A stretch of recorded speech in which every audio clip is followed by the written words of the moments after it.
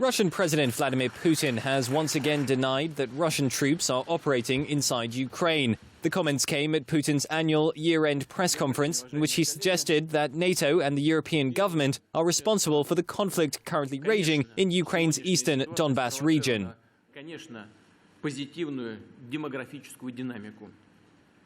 Didn't the West tell us after the fall of the Berlin Wall that there will be no NATO expansion eastwards?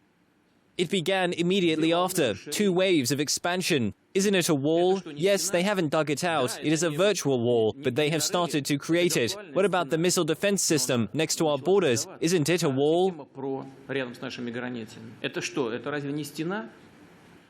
Ukrainian journalist Roman Symbolyuk asked about the presence of Russian troops in Ukraine. Putin repeated the Kremlin's position that Russians fighting in the Donbas are volunteers. He said Moscow wants to end the crisis in Ukraine, and the sooner the better. Putin also faced questions over the economy in light of the Russian ruble losing more than 40% of its value against the dollar in recent weeks. He again blamed outside forces, saying he believes the Russian economy will bounce back in 2 years as a worst-case scenario. Of course, the current situation is caused by external factors, first of all, but we also understand that we have not done many of the things we planned to do and we said we would do to diversify our economy over the past 20 years.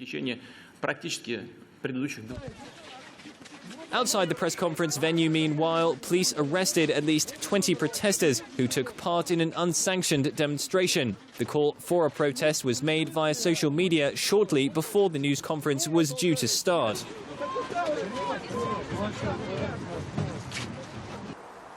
In Moscow, reactions to Putin's press conference were mixed, with some saying that Russia will manage in spite of current hardships, whilst others think it's time for change. The old authority should give way to new authority. Invite observers from independent, well-developed states like Switzerland.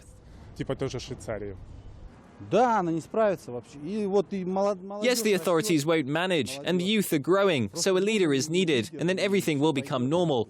The authorities are old already. They cannot think in the modern way. They're behind the times.